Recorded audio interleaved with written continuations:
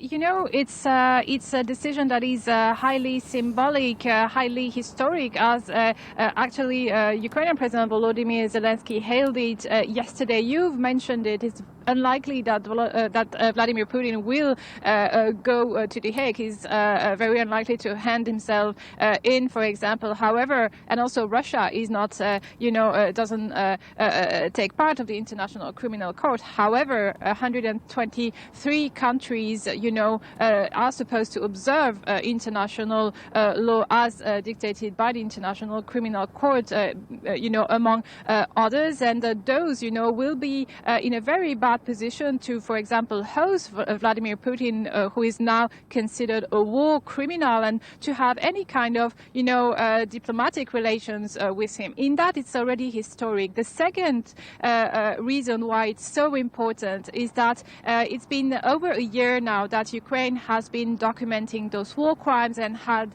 called for the international community and international jurisdiction to do the same. Now, those investigations are those of the International Criminal Court, and they revealed what Ukraine had denounced for over a year, which is the abduction of children, of Ukrainian children, forcibly deported to Russia. And, over the year, I've talked to families impacted, families whose children have been deported to Russia. It's extremely, of course, emotionally, it's very hard to bear for parents, for family, but it's also extremely difficult to get the children back. Russian authorities refuse to hand them back. Parents don't have contact, are not in touch with their children in most cases, and then they have to travel to foreign countries, to the European Union, then to Belarus, and then to the Russian Federation in order to negotiate with the authorities for the return of their children. And I'm talking about the few hundred children who got lucky enough to be handed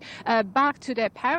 But the biggest, the bigger picture we're talking about is over 14,000 children who are forcibly deported and who are currently not with their parents.